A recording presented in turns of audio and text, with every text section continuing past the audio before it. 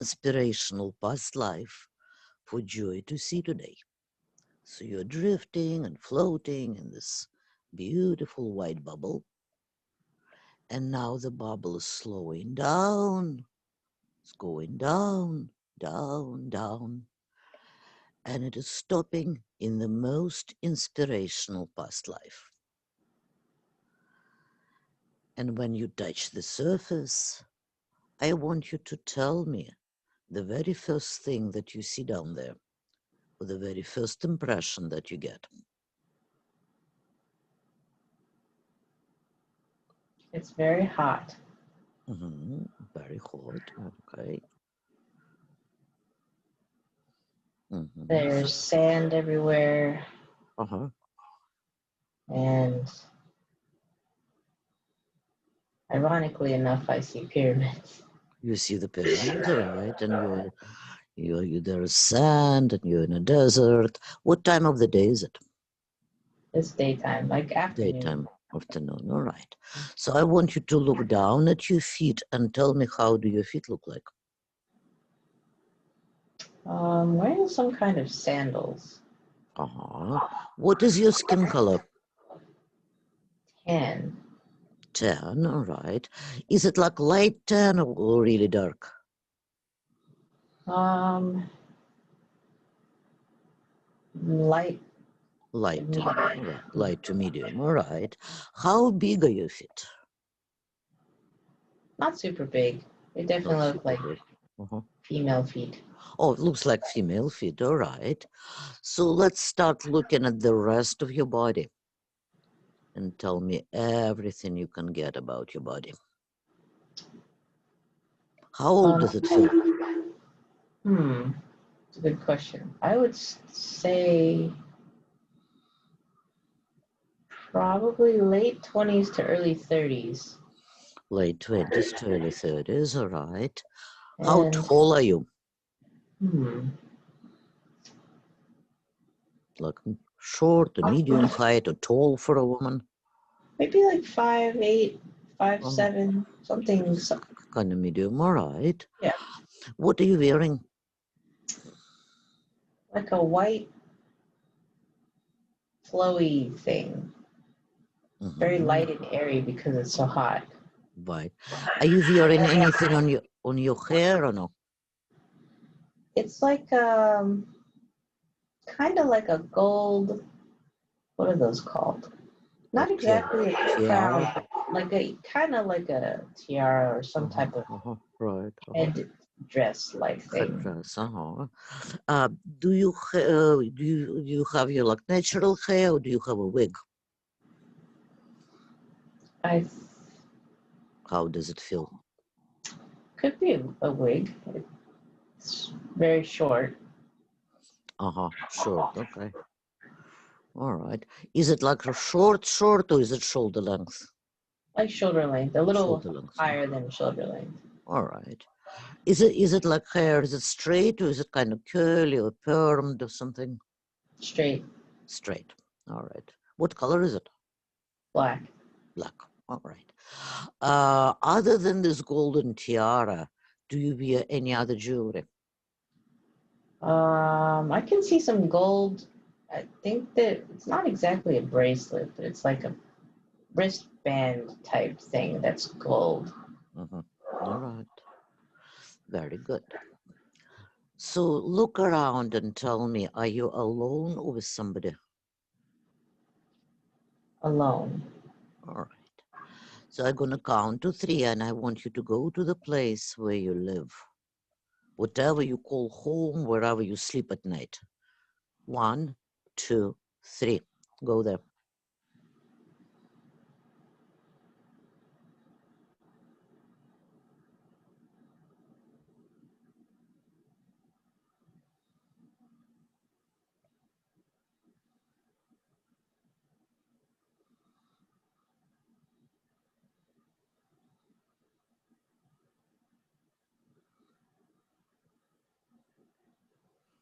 Does anything comes?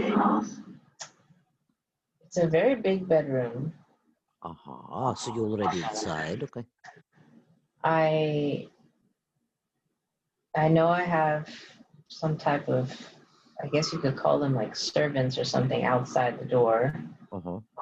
Um, a lot of gold decorative stuff in the room, which is very, very shiny and opulent. Right. It's got a fireplace where the fire's going. It's kind of cold at night. Well, it's pretty cold at night. Really big bed. Just basically looks like I want to say it looks very like a royal bedchamber is what it looks like. Kind of very wealthy, aristocratic. We'll see if it's royal. So let's go to the time when you're having dinner with your family. Let's see what kind of family is it.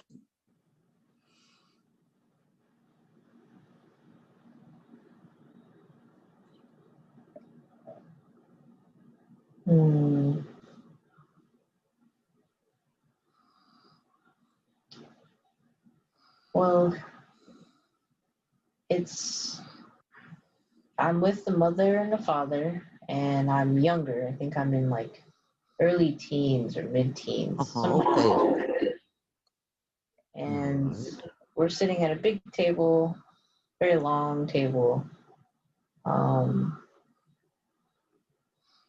My parents are at one end and I'm at the other. Are there any more people, any brothers or sisters or relatives, or is just three of you? I can imagine a little brother. I'm not sure if he's there at that age, but you feel that he's somewhere. Right. So he might be like in the nursery or something. All right. So let's look at your parents. And you can access the mind of your father. And tell me, what is his position in the society? He is some type of ruler of some sort, I think. He's a ruler. Is he a ruler of the whole country, or is he a ruler of a province or a local?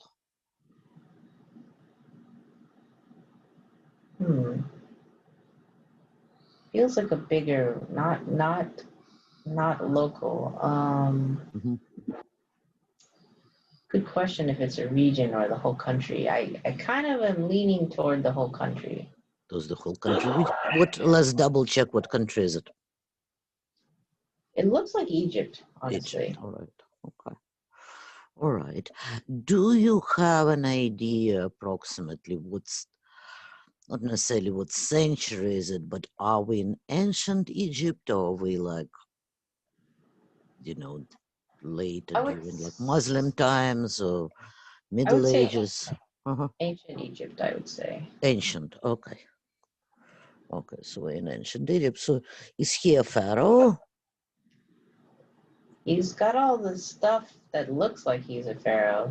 All the stuff he's wearing kind of looks like he could be. Looks like Egyptian pharaoh, okay. All right.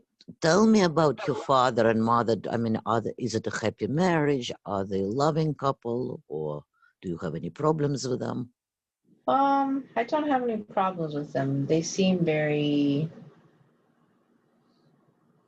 proper and professional and very I wouldn't say there's not any love, but it's not one of those marriages where you're like, oh, that they're in love. It's just more like and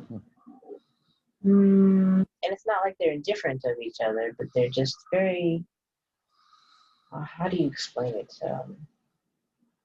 Like very composed and very right. They're very and secretive, maybe not very emotional.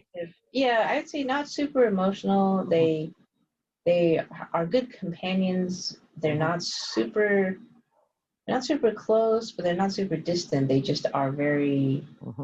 They're kind of just two independent people that happen to be married, I guess. Right. All right. So, can you hear your name? So if you can. when I was first floating toward this memory, for some reason I kept hearing the name Cleopatra, which is funny. And I could hear them calling me like Cleo as like short or something like Cleo. Okay, let's make it Cleo. We'll see if it's actually Cleopatra or no. All right, maybe different person with the same name. All right. So let's go ahead in time. I want you to go for a moment into a scene related to your education.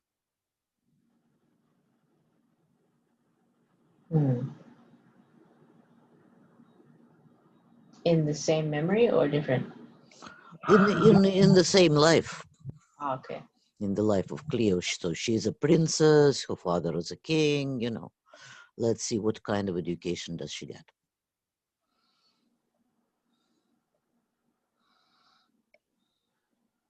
A lot of private tutors, any and every subject possible.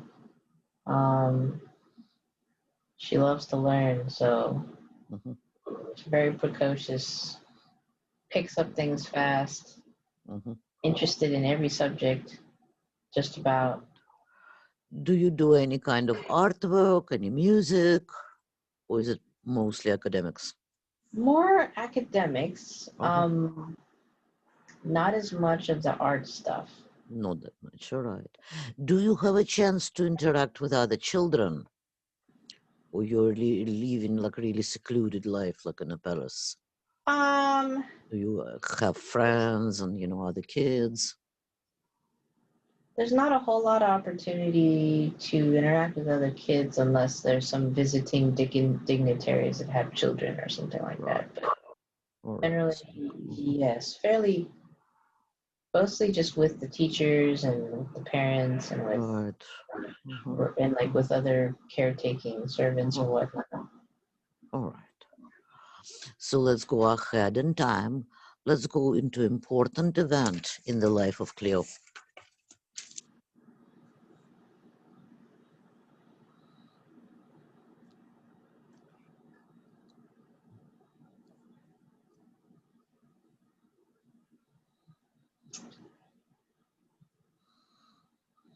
She's technically of age, and her parents kind of want to marry her off. She doesn't really, not terribly thrilled about that.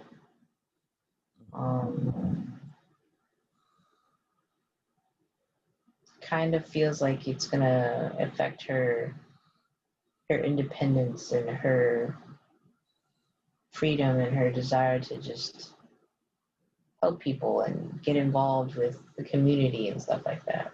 All right, and let's see what happens next.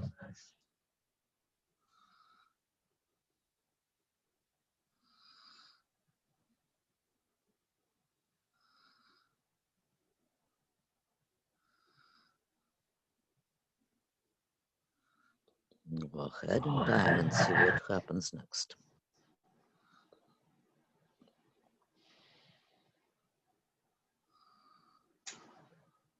I think she ends up getting married anyway, just because there wasn't a whole lot of choice back then.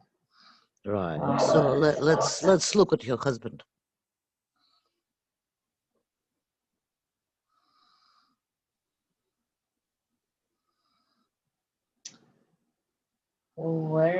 He's very successful. I think he's an advisor of some sort.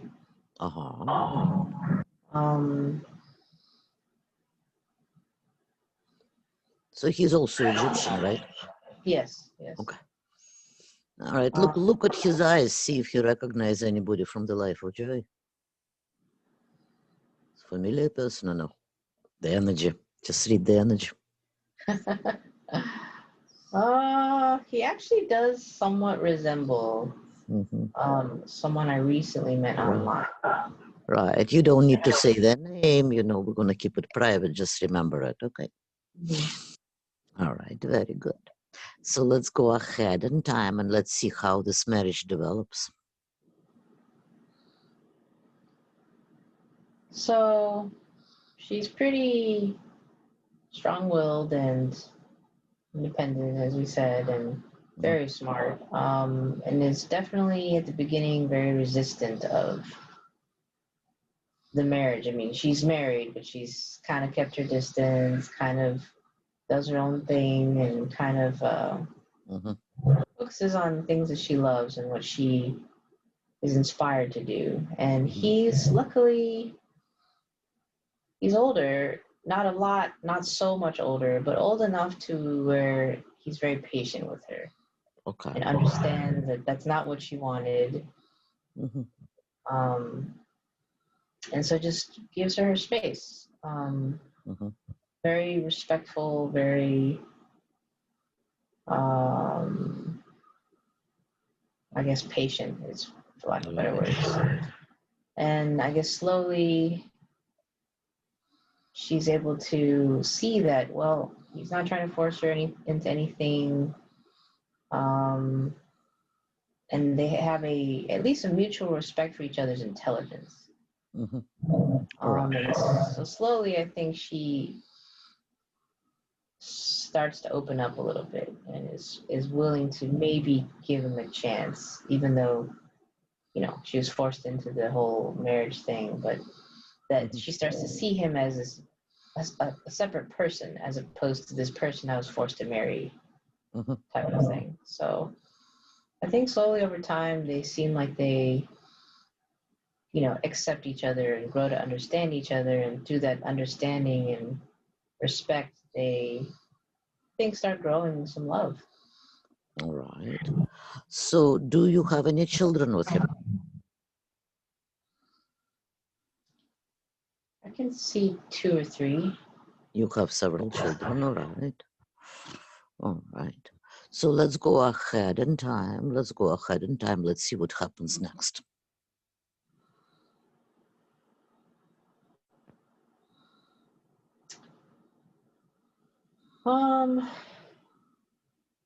Well, they've learned to trust each other, and they complement each other well, intelligence-wise especially, and sort of their approaches on things might be a little different, but they complement each other well. So actually, he's turned to her a lot for advice or insight into how he should advise his superiors. And so she's able to actually influence a lot of how society is and how things are run because, you know, because I guess they have that connection and dialogue on a fairly regular basis. So she always is, you know, understanding of what's going on and in society and with the way civilization is progressing, because he keeps her informed and he goes to her for advice. So, and then she feels she still does her own stuff on the side, whether it be charity work or you know, bettering herself and whatnot, but she feels a great sense of satisfaction and accomplishment that she, even though is somewhat behind the scenes, she's able to actually impact and influence on a very big scale a lot of things, because he advises some very high-ranking people. And he respects her, and she feels very fulfilled doing that.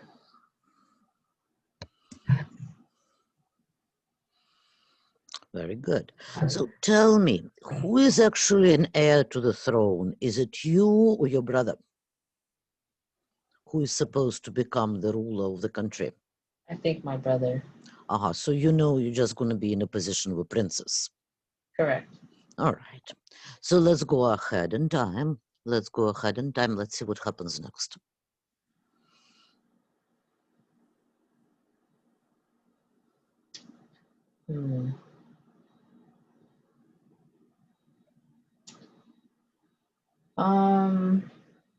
So because of our teamwork, I think the husband gets recognized as being a very wise advisor and very trustworthy, very responsible, very what's the word? I guess,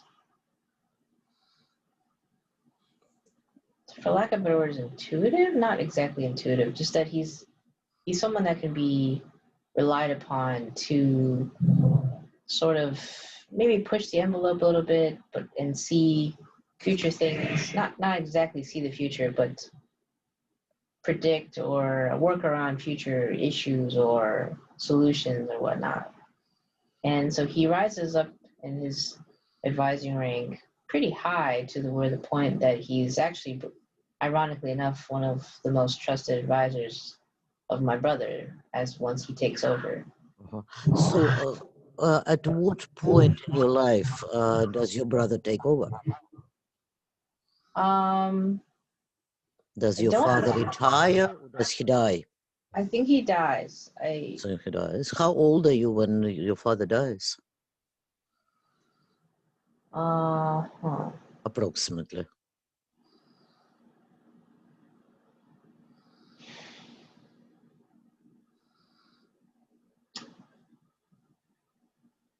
I think.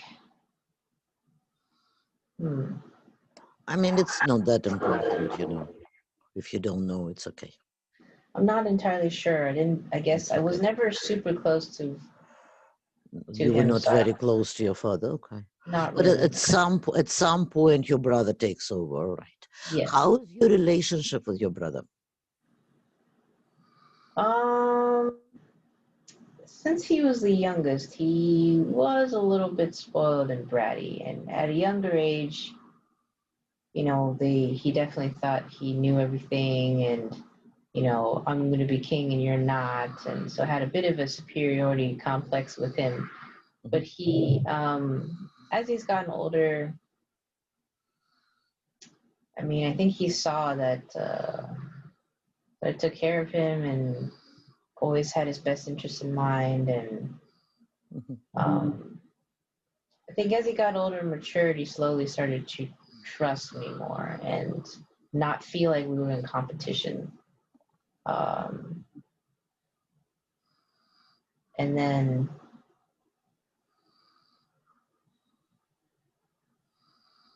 I mean, just sort of, and I never tried to like challenge him or make him feel like I was vying for the throne or anything like that. I mean, Right. So there is no sibling rivalry or no bad feelings. All right, that's good. no. All right. By the way, look in your brother's eyes and see if it's somebody you know in the life of Joy. Maybe yes, maybe no. I could see someone who could fit that. All right. Just remember it. Okay. All right. So let's go ahead in time. Let's see what happens next.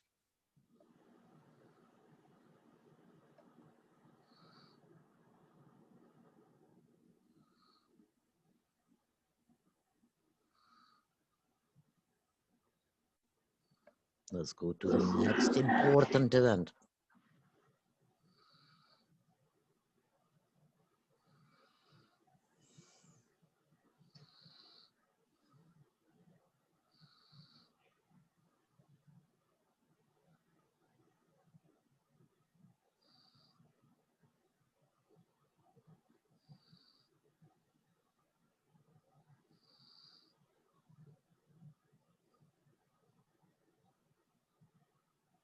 Do you feel it's a pleasant event or unpleasant? Sometimes emotion is the first one to show up.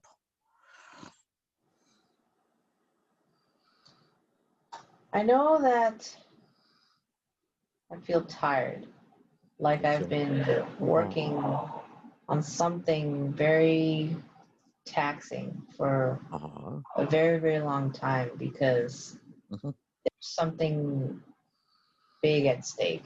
Right. So I'm gonna count to three, and I want you to get an idea of what was that you were working on. 1, 2, 3. Have a look. What did you accomplish?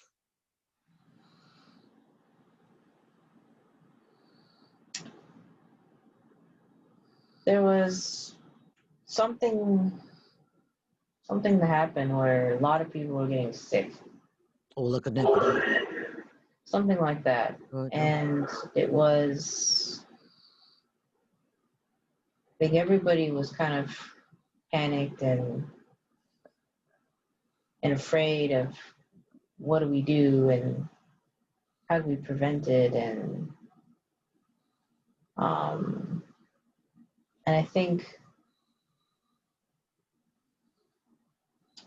I feel like I could see myself working on, I wouldn't say a cure. It was more like some way to prevent it from spreading, or like prevent it from affecting everyone, like spreading really bad and really Right. fast. So some kind of public health situation. All right. All right. Did you manage to stop this epidemic? It started to slow down as, yes, and less people are getting sick, and I think it seems like the biggest part of the panic is ending. All right. Very good. All right. Very good. Wonderful. So let's go ahead in time. Let's see what happens next.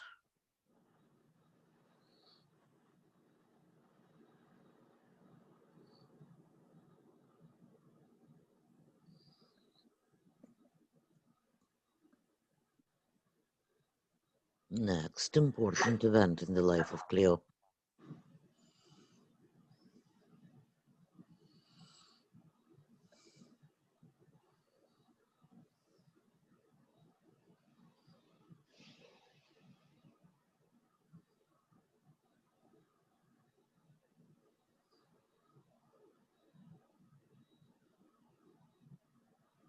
So you're getting older, your children are getting older. Let's see what is going on in your life.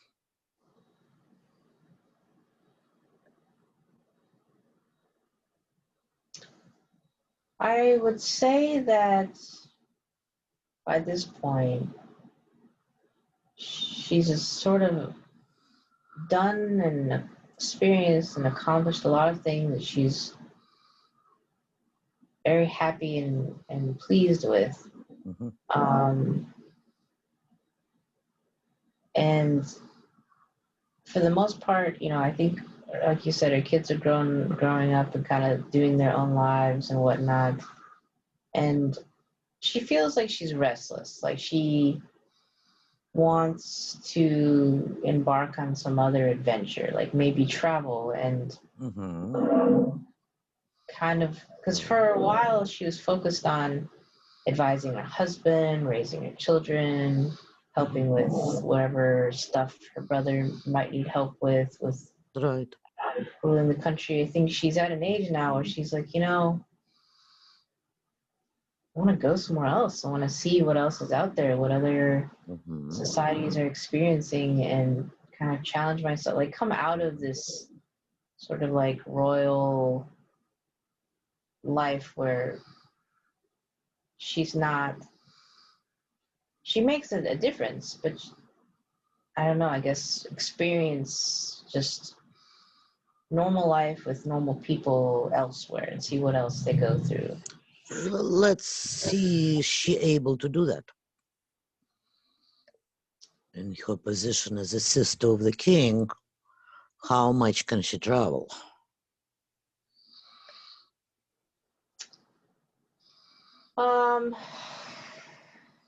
Comes with a good amount of stipulations, it seems like, but I think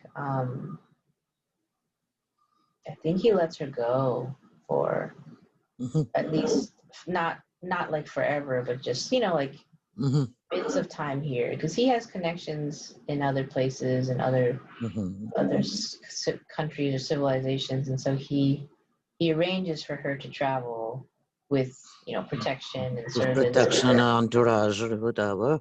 So do you go just up and down the Nile, or do you go, on the big ships, across the sea? I don't see any sea voyages yet, mostly just land-based. So anywhere in all of that. Nearby countries. Right. And just kind of travels around and meets other dignitaries, other wives, other just to see like how they rule their countries, how they make decisions. Do you Um, have any diplomatic functions? I mean, when this um, is it just like for enjoyment, or you actually act as a like emissary or diplomat? a little bit of both. So, I mean, she loves to travel anyway, but she also takes great joy in building good relations. So, in a sense, yeah, I think it's true. It's probably twofold in the sense that, she greatly enhances her own personal growth and professional growth, but also can, build up maybe good talk about potential trade options or possibly Right. even matchmaking for various countries. Like, oh, this person has a son or daughter at this age, and they're accomplished at doing this, and basically, yeah, networks and kind of connects everybody somehow. Right. Do you document your travels? Do you write about them? Somebody like you have a scribe?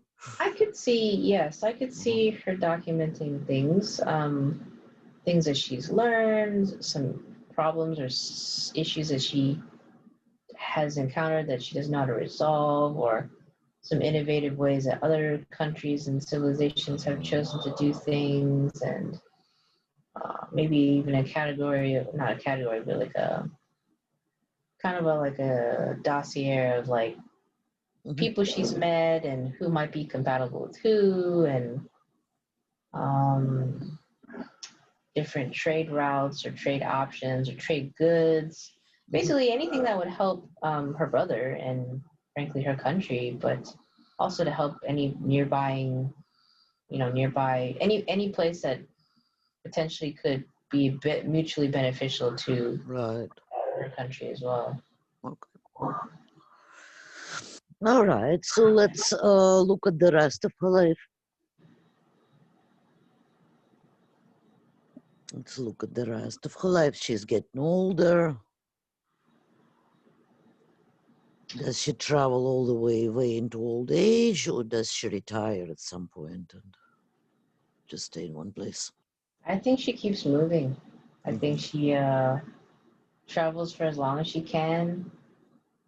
And I think at some point when she stops, well, she'll always have some amount of those type of like diplomatic roles, but it's definitely more relaxed and more about it just enjoying life at some point, Right. as opposed to working toward a grander scale Right. goal or Right. something.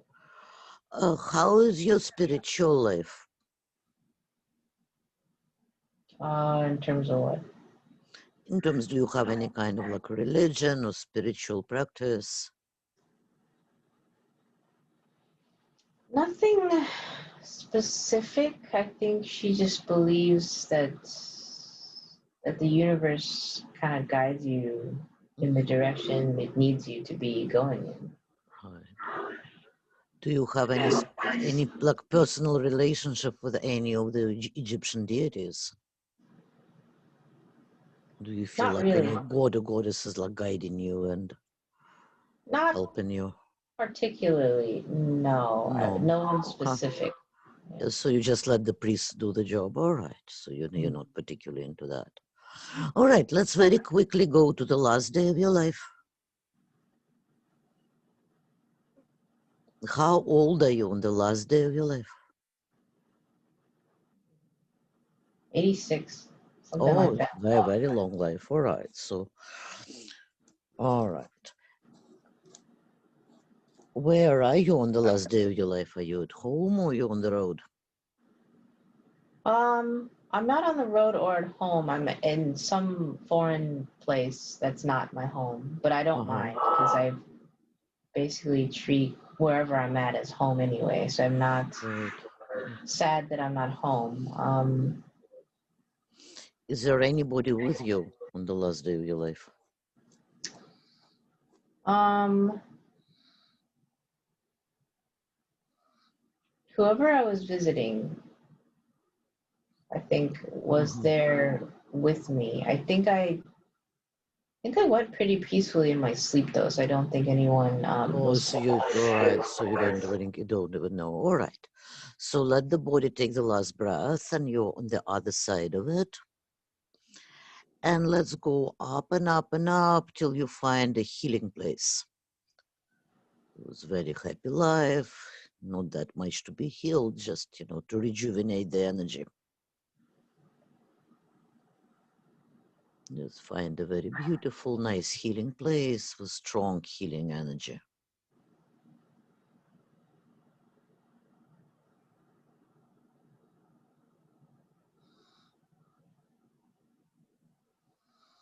And tell me how this place looked like.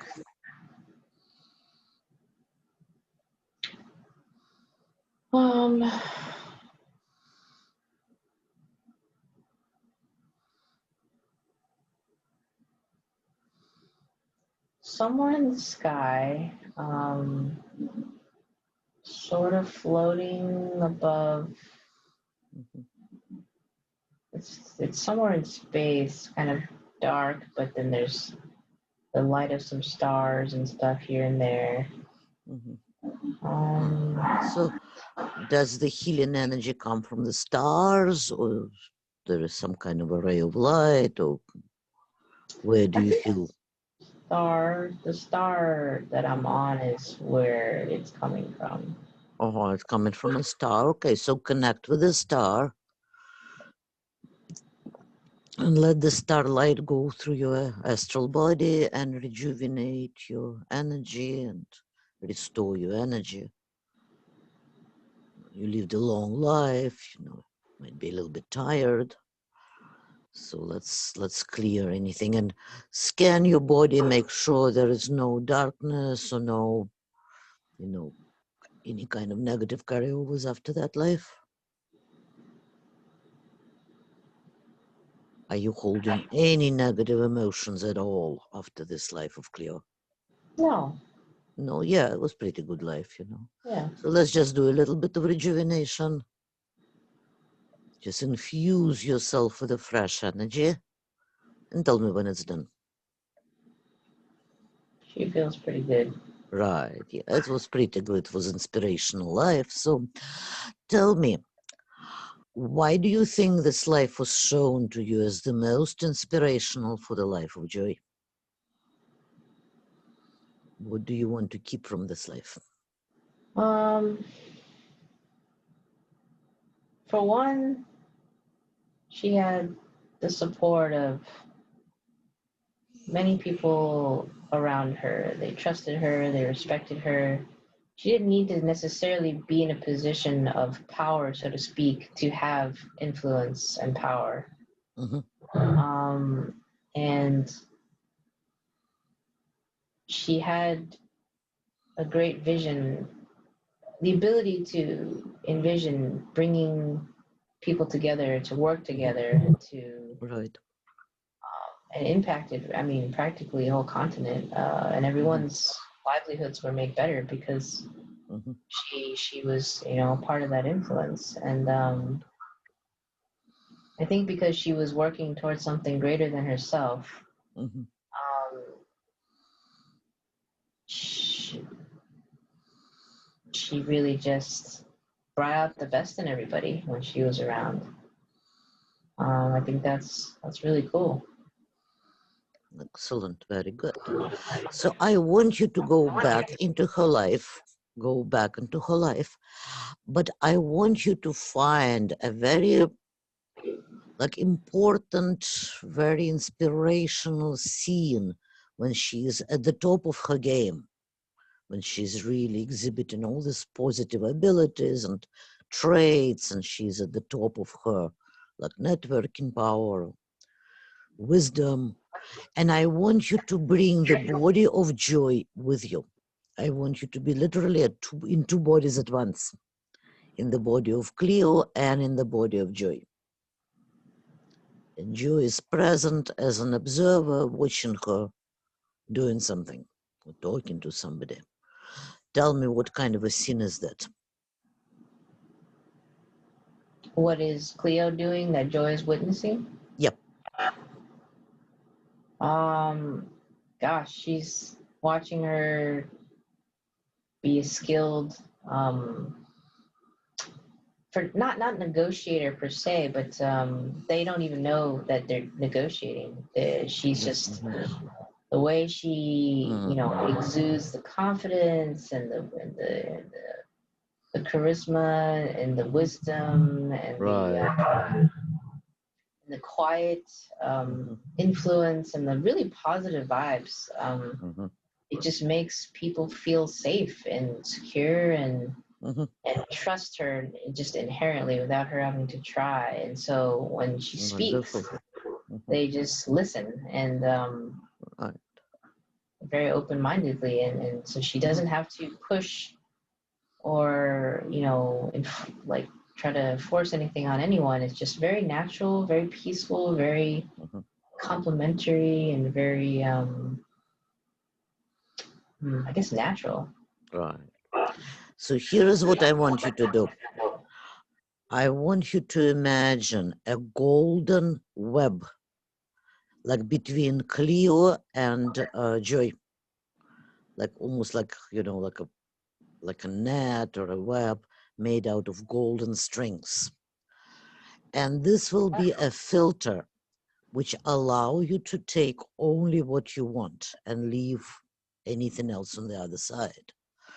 And I want you to start breathing in all those wonderful positive qualities you want to carry from the life of Cleo into the life of Joy. It's almost like breathing in her ambience, her personality, from her into Joy. And this golden web will help to transfer and to make sure you only take what you want. Just breathe it in, bringing it inside yourself.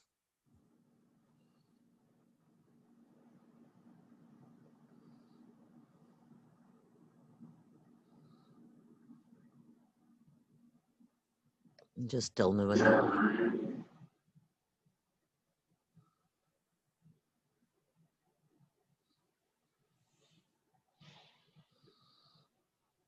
Good. Excellent. All right. Tell me, do we need to know anything else about the life of Cleo? No, I think. All right. Very good. Very good. So now I want you to go back into the big white bubble of energy. Back into the bubble of energy. Breathing in the beautiful crystalline white light. Letting go of the life of Cleo. Back into the pure soul state when you're drifting and floating in the cosmos, in this beautiful white bubble of light. And I'm asking the bubble of light to drift and float into the future. We're going into a future life of joy, in a future incarnation, in a different body, in like 22nd century or any way into the future past it. So drifting and floating and going way, way, way into the future. And we're looking for a beautiful, inspirational future life for Joy to see today. Drifting and floating, floating and drifting, going far, far, far into the future. Into the future incarnation, future life, which have something interesting and inspirational for Joy to see today. So now the bubble is slowing down and you're landing in the very interesting, very inspirational future life. And when you find yourself in the future life body, tell me the very first thing that you see.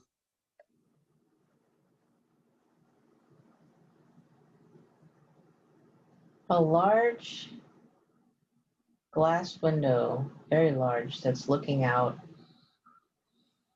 into a garden. Mm-hmm.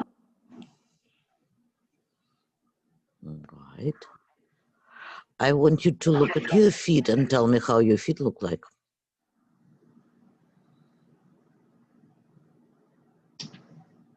Well, it's in some kind of shoes. Mm-hmm. I want to call them like boots or something, some kind of like white Mm-hmm. boots of some Right. sort. Right. First of all, let's double check. Are you in a human body or no? Yeah, I think it's a The human body. body feels human, all right. Does it feel male or female? Feels more female. Feels more female. Approximately how old do you feel?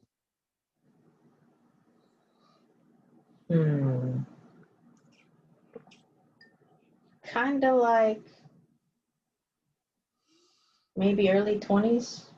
Early 20s, right. Very good.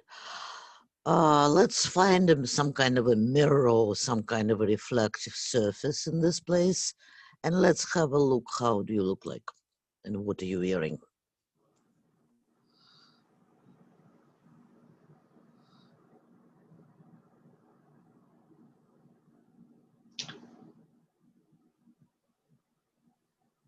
Some kind of, I guess you could call it some type of like white suit-like thing. Like a jumpsuit? What's Something it? like a jumpsuit, like something tied to the body? Yeah, something like that. Uh-huh. And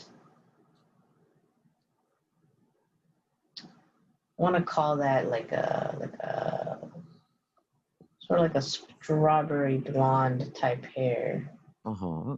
Um, What color is the your skin? room, um, definitely more like white, like Caucasian-y looking. Caucasian looking, all right, with a strawberry blonde hair, all right. Mm-hmm. How tall are you? Uh, probably only like 5'6", 5'7". Like medium height, right.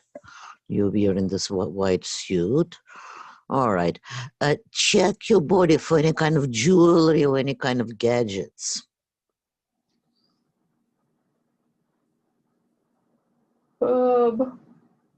She's wearing some type of like, like body functioning sensors. There are some body sensors, okay.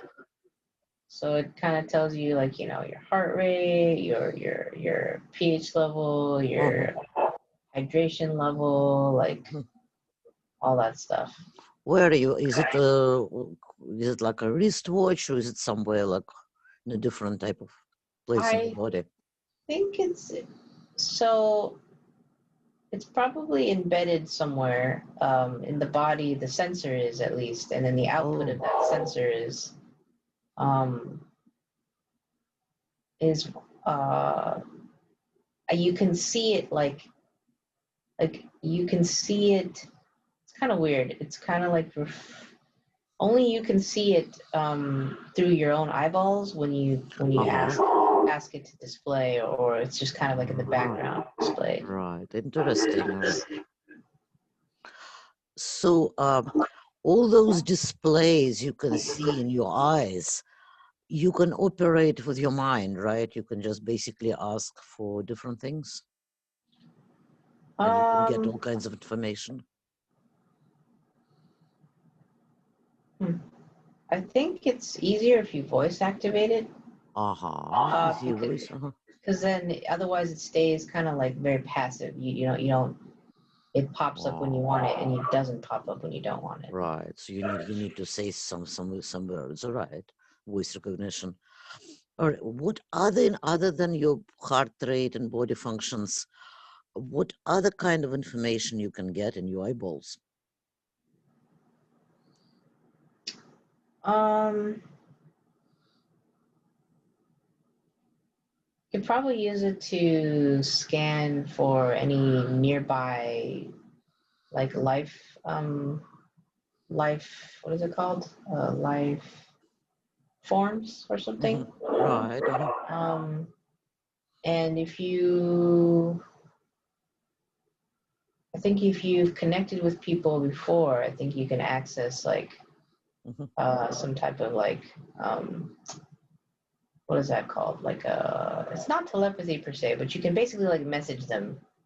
So If you it's have almost like it's like a smartphone, but it's like embedded. sort of like that, yeah. So, okay. So you don't actually need to carry a phone, right? Nope. It's already like Yep. connected to the like some kind of universal network. Mm-hmm. All right. So let's go look around your house. What are you noticing in your house? Everything's very white and very clean Mm-hmm. and very looks kind of techy, like very technologically advanced. Right. Um, and it definitely has it has the feel of like when you look outside the windows and stuff, you can see like they've grown like vegetation and gardens and things like that, but it's very it's like a city within like some type of like biodome or something, so it's probably somewhere in outer space. Not exactly where, if it's on a planet or how it's functioning. It's probably on a planet. It would make more sense. Do you have a feel that you are basically, are you on Earth, or you on a different planet, or you on some kind of a spaceship? It feels more like another planet. Another planet, all right. I don't think we're moving. Do you have in your apartment, in your room, do you have any kind of like a display or something where we can like watch the news? Oh, Can we activate some kind of a, I don't know, it's flat or holographic, or how does it look like? Just first of all, let's check what year is it and what is happening, what are the latest news. that's a good question. If you can. I'm sure there's a display. I've never much cared about the news, but I believe we could probably try to see where would this be? This would probably be What year is it? What pops in your mind? somewhere in the 2400s. 2400s, okay. All right. And the planet where you live, is it just humans live there, or it's different species of different star races? The area that I'm in, I only know of humans. I don't see any coexisting of space races or anything Right. like So it's basically that. it's a human colony. Okay. All right. So why don't we get out of the house and let's go to the place where you like work or spend most of your time. And I want you first of all to look what kind of transportation do you use?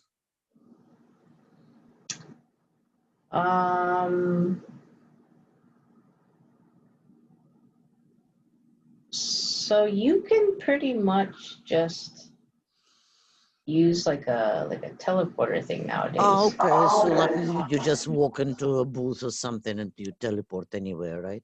Yeah, I mean, if it has a receptor one, Uh-huh. if you're traveling to someplace that doesn't have a teleporter thing, then we do have those flying thingies that can, if you set a coordinate, it can just kind of like, sort of like light speed travel you there type Right. thing. All right. So let's go to the place where you work. Whatever you do with the most of your time.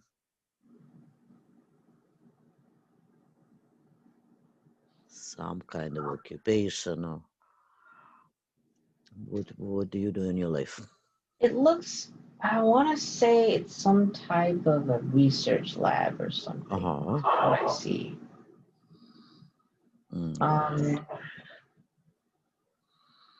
And it kind of seems like it's,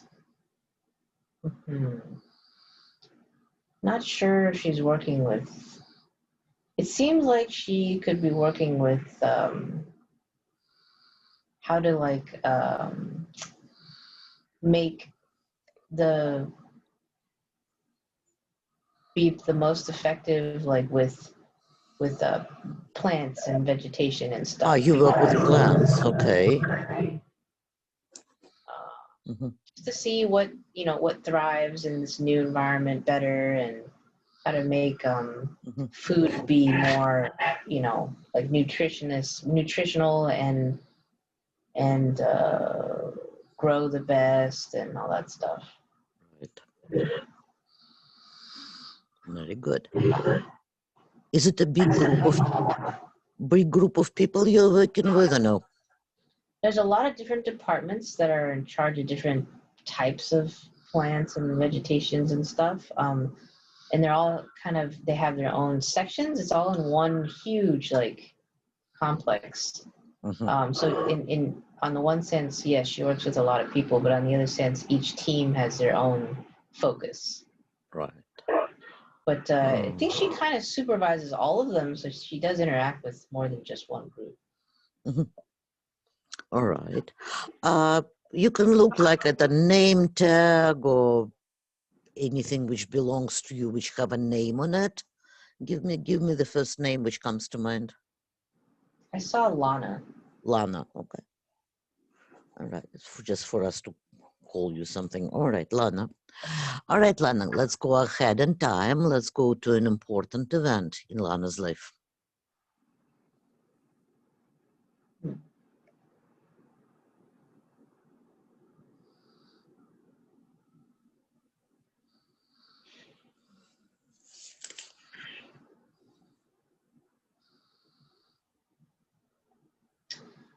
So, because of her position, she's had a lot of experience with working with, her expertise and whatnot.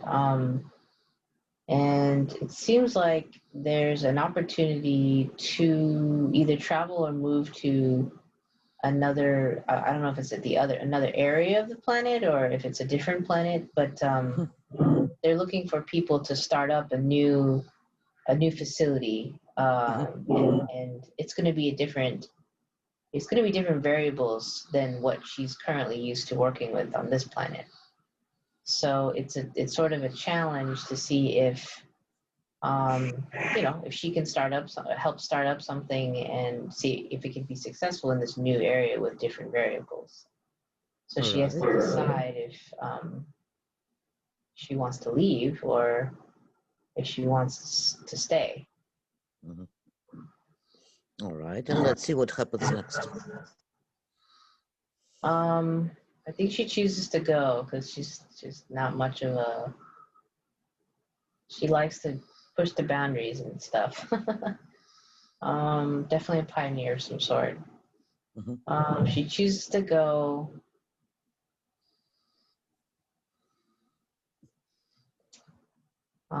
She's nervous because, well, she's never done anything like this before, and it's everything could go wrong and nothing could get accomplished, and she could just end up wasting a lot of her time. All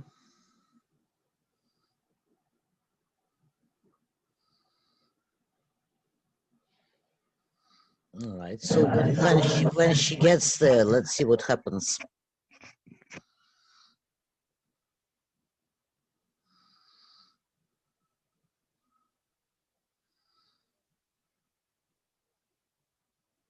So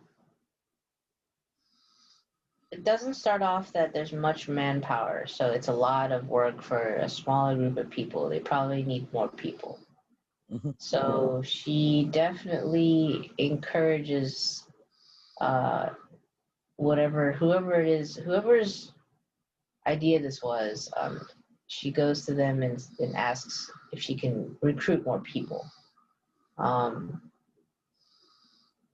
Either people she's already worked with before or any, other fairly well-known people in their field that are looking for a change. So she's, once again networking to get more people onto this project, and it works really hard to get everything to get set up and to start working on some stuff. They run into a good number of issues because, well, the variables are quite different. So it's fairly slow going, but it is still making some progress. And she's building a team of people that, she mostly handpicked, and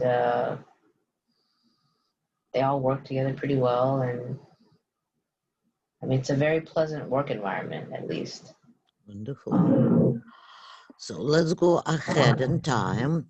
I want you to go to the time of the greatest accomplishment Lana had in this life.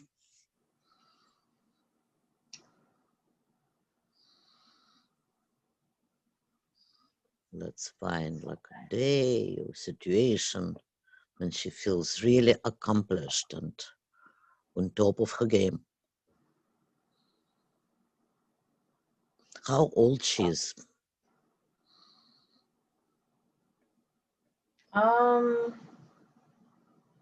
Let's say 40s or 50s by that 40s point. or 50s, right. By the way, what is your feel? How long do people live in 2400s?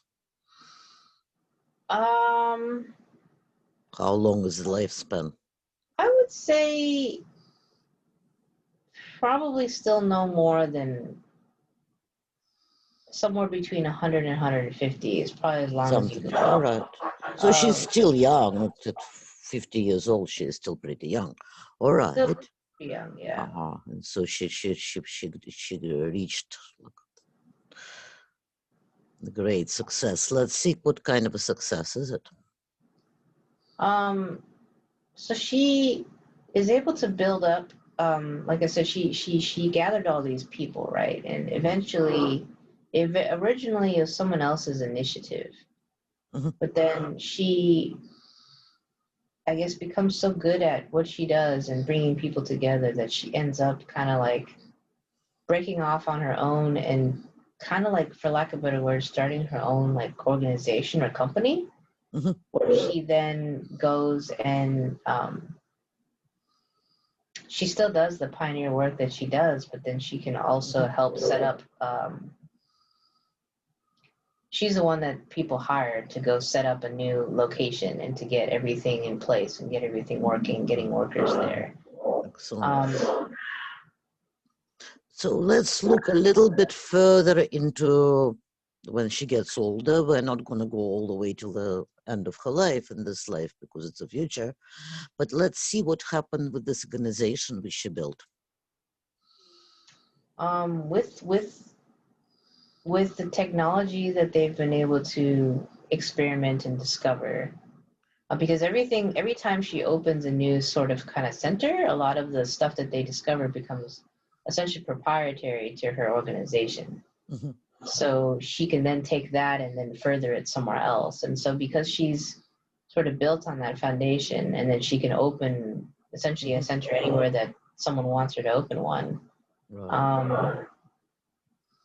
she's able to actually help other civilizations or other planets or other human colonies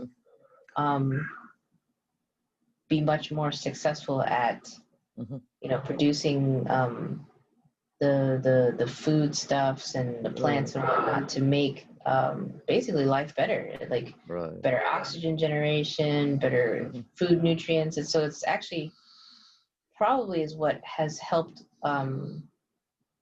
people prolong their lives, because they're eating healthier and more natural things. Oh, so now the lifespan gets longer, right? Right. Very good. All right, so I want you now remember how we did it in the past life, and you brought the body of joy as an observer, and let's find a moment or a situation when Lana is really exhibiting all her positive qualities and abilities as a researcher, as a leader. Bring the golden web and let's breathe in all those positive qualities. Let's bring all these abilities, all the success, all the leadership, and anything else you want to take from Lana. Breathe it into yourself and bring it into the life of joy.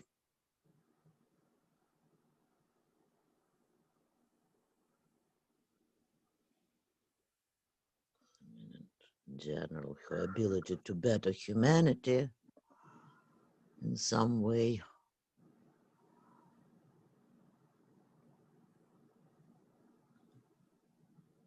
Let's breathe it all in.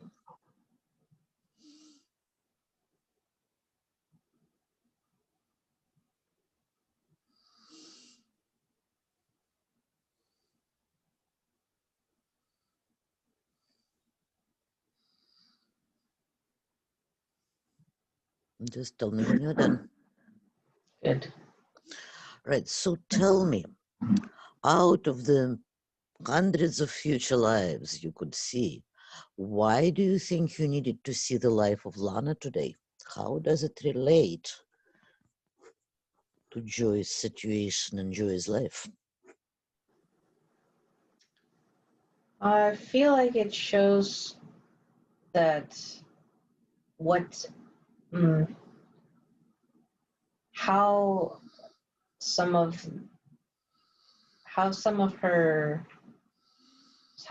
Lana's like traits allowed her to become who she became, because she had the vision, had the motivation, had the ability to be very good at talent management. And then on top of that, was a bit of a risk taker in trying out innovative things and starting her own sort of organization, really stepping into her power and her sort of instincts and trust in herself, to be able to accomplish everything she accomplished, and all for the betterment of mankind, so to speak. It shows what a big impact, different ways you can make impact on, because at first she started off, as a researcher and then as a supervisor, and then that grew and grew and grew. She didn't limit herself. She didn't let herself think of herself as so small that she just there was no limit. She just kept moving as she was called to move. And I don't know, just, yeah, somehow managed to all of her strengths came together to build not only who she was, but the people around her, and then ultimately affected, the betterment of everybody else, of the mankind and stuff. So I think that's really cool to see that, sort of like not exactly an end goal, but like from a big pictures aspect, like what that can all come together to accomplish. Right, wonderful. So I want you to hold on to all these very positive feelings, to all the inspiration, and tell me, is there anything else we need to know about the life of Lana?